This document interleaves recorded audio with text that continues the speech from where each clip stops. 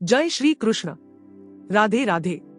શ્રાવણ માસના પવિત્ર દિવસોમાં અનેક વ્રત અને તહેવારોનું વિશેષ મહત્વ છે. તેમાંનું એક અત્યંત પવિત્ર વ્રત છે બોળ ચોથનું વ્રત. બોળ ચોથનું વ્રત શ્રાવણ વદ ચોથના દિવસે કરવામાં આવે છે.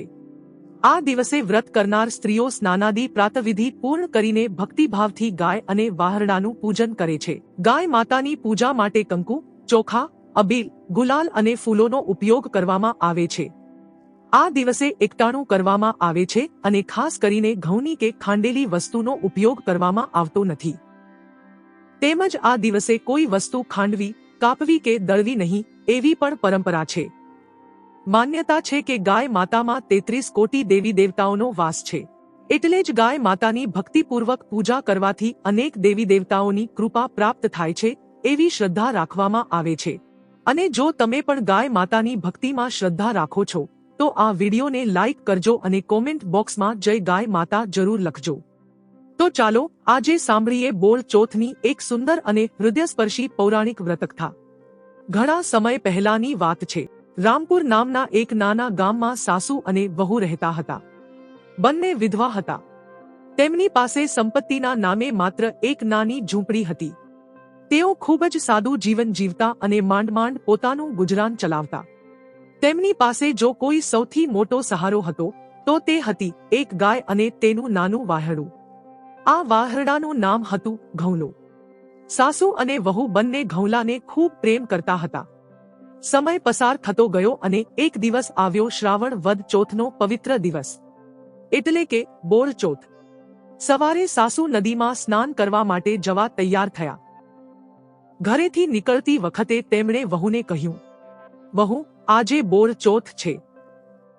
હું નાહીને પાછી આવું ત્યાં સુધીમાં ઘઉંને ખાંડીને રાંધીને રાખજે.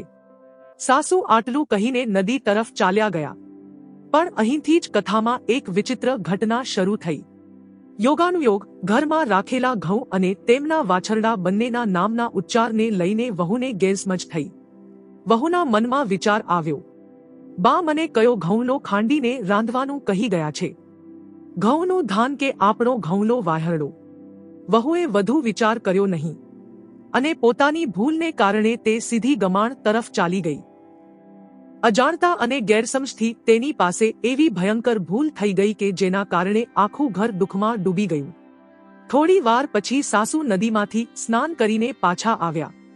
ઘરે આવીને તેમણે વહુને પૂછ્યું, વહુ, ઘઉંલો રાંધ્યો? વહુ તો પોતાની ભૂલથી સાવ અજાણ હતી. તે બોલી, અરે બા, તમારા કહેવાથી રાંધ્યો તો ખરો. પરંતુ વહુની આ વાત સાંભળતા જ સાસુ ચોંકી ગયા. તેમણે તરત ગમાણ તરફ જઈને જોયું. ત્યાં ઘઉંનો વાહરડો ક્યાંય દેખાતો નહોતો. આ જોઈને સાસુના પગ નીચેથી જાણે જમીન સરકી ગઈ. તેમને પોતાની આંખો પર વિશ્વાસ ન આવ્યો. તેમની આંખોમાંથી આંસુ વહેવા લાગ્યા. સાસુ દુઃખથી બોલ્યા, અરે અક્કલની ઓથમીર, મેં તને ઘઉંનું ધાન રાંધવાનું કહ્યું હતું અને તે તો ઘઉંલા વાછરડા વિશે ગેરસમજ કરી નાખી. સાસુ ખૂબ દુઃખી થયા. તેમણે કહ્યું, આજે તો બોળ ચોથ છે. સાંજે ગામની સ્ત્રીઓ ગાય વાહરડાનું પૂજન કરવા આપણા ઘરે આવશે. હવે આપણે તેમને શું જવાબ આપીશું? સાસુ અને વહુ બંને ખૂબ જ ગભરાઈ ગયા. ગામમાં કોઈને આ વાતની ખબર ન પડે તે માટે બંનેએ ભેગા મળીને ઘઉંલાને એક મોટા હાંડલામાં રાખ્યો અને ગામની બહાર એકાંત જગ્યાએ ઉકરડામાં દાટી દીધો. બંનેના મનમાં ભારે દુઃખ અને ભય હતો. સવારે ગાય ચરવા માટે ધણ સાથે ગામની બહાર ગઈ હતી. સાંજ પડતા ગાય પાછી ફરી, પરંતુ પોતાના વાછરડાની ગંધ તેને ક્યાંકથી આવી. માતાનું હૃદય તો પોતાના બાળકને તરત ઓળખી લે છે. ગાય એ ગંધને અનુસરીને સીધી ગામની બહાર ઉકરડા પાસે પહોંચી. તેણે જમીનને સૂંઘી. પછી પોતાના શિંગડાથી જમીન ખોદવા લાગી. થોડી જ વારમાં ગાયે જમીનમાં દાટેલું મોટું હાંડલું બહાર કાઢી નાખ્યું. અને પછી જે થયું તે જોઈને જાણે સમગ્ર સૃષ્ટિ પણ આશ્ચર્યચકિત થઈ ગઈ. ચમત્કાર થયો. ઘઉંલો વાહરડો ફરીથી સજીવન થઈ ગયો. તે હાંડલામાંથી કૂદીને બહાર આવ્યો અને પોતાની માતા ગાય તરફ દોડ્યો. માતાએ પોતાના વાહરડાને પ્રેમથી સ્વીકારી લીધો. ઘઉંલાના ગળામાં હાંડલાનો કાંઠો હજુ પણ વળગેલો હતો, પરંતુ તે જીવતો હતો. આ દૃશ્ય ખરેખર અદ્ભુત હતું. બોળ ચોથના પવિત્ર દિવસે જાણે ગાય માતાની કૃપાથી એક અશક્ય લાગતો ચમત્કાર થઈ ગયો હતો. એ જ સમયે સાંજ પડી અને ગામની સ્ત્રીઓ ગાયવાહરડાની પૂજા કરવા સાસુવહુના ઘરે આવવા લાગી. દરેક સ્ત્રીના હાથમાં પૂજાની થાળી હતી. કોઈના હાથમાં કંકુ હતું, કોઈના હાથમાં ચોખા, તો કોઈ ફૂલ અને દીવો લઈને આવી હતી. પરંતુ જ્યારે તેઓ સાસુવહુના ઘરે પહોંચ્યા ત્યારે તેમણે જોયું કે ઘરના કમાડ બંધ હતા. સ્ત્રીઓને નવાઈ લાગી. એક સ્ત્રી બારણા પાસે જઈને બોલી, "ઘર કેમ બંધ છે? બારણું ખોલો. અમે બધા ગાયવાહરડાની પૂજા કરવા આવ્યા છીએ." પરંતુ અંદરથી કોઈ જવાબ આવ્યો નહીં. સાસુ અને વહુ તો ડરના માર્યા અંદર બેઠા હતા. તેમને લાગતું હતું કે કદાચ ગામની સ્ત્રીઓને તેમની ભૂલની ખબર પડી ગઈ હશે. એટલામાં બહારથી ગાય અને ઘઉંનો વાહરડો દોડતા દોડતા ઘરે આવી પહોંચ્યા. સ્ત્રીઓએ ઘઉંલાને જોયો. તેઓને ખૂબ જ નવાઈ લાગી, કારણ કે ઘઉંલાના ગળામાં હાંડલાનો કાંઠો હતો. એક સ્ત્રી બોલી, "આજે તો બોળ ચોથનો પવિત્ર દિવસ છે. આજે તો ગાયવાહરડાને ફૂલોના હાર પહેરાવવાના હોય અને આ વાછરડાના ગળામાં આ કાંઠલો ક્યાંથી આવ્યો?" આ વાત સાસુવહુએ અંદરથી સાંભળી. વહુએ ધીમેથી બારણાની તિરાડમાંથી બહાર જોયું, અને જે જોયું તે જોઈને તેની આંખો આશ્ચર્યથી પહોળી થઈ ગઈ. તે બોલી, "બા, ઘઉંલો તો જીવતો છે." સાસુ પણ બારણાની તિરાડમાંથી બહાર જોયું. તેમણે પણ પોતાના ઘઉંલાને જીવતો જોયો. બંનેને પોતાની આંખો પર વિશ્વાસ જ ન આવ્યો. સાસુ અને વહુ તરત જ ઘરની બહાર આવ્યા.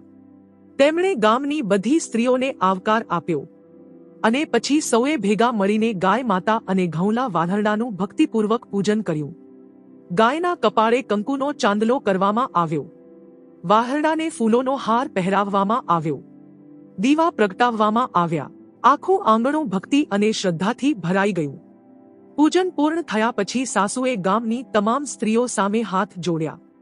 તેમની આંખોમાં આંસુ હતા અને તેમણે પોતાની વહુથી થયેલી આખી ભૂલ સૌને કહી સંભળાવી. સાસુ બોલ્યા, "બહેનો, અમારી પાસે ખૂબ મોટી ભૂલ થઈ ગઈ હતી. અમે તો ઘઉંલાને ગુમાવી દીધો હતો.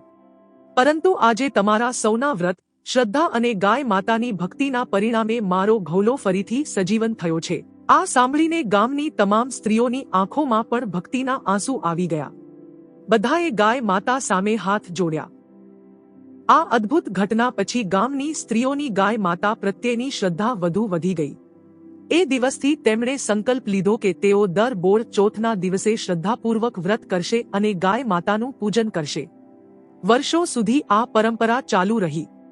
દરેક બોળ ચોથના દિવસે ગામની સ્ત્રીઓ ગાય અને વાહરડાનું પૂજન કરતી. કંકુ, ચોખા, ફૂલો અને દીવડાઓથી ગાય માતાની સેવા કરતી. અને ગાય માતાના પવિત્ર સ્વરૂપમાં તેમને જાણે સાક્ષાત 33 કરોડ દેવી દેવતાઓના દિવ્ય દર્શન થતા. આપણી પરંપરામાં ગાયને ખૂબ જ પવિત્ર માનવામાં આવે છે.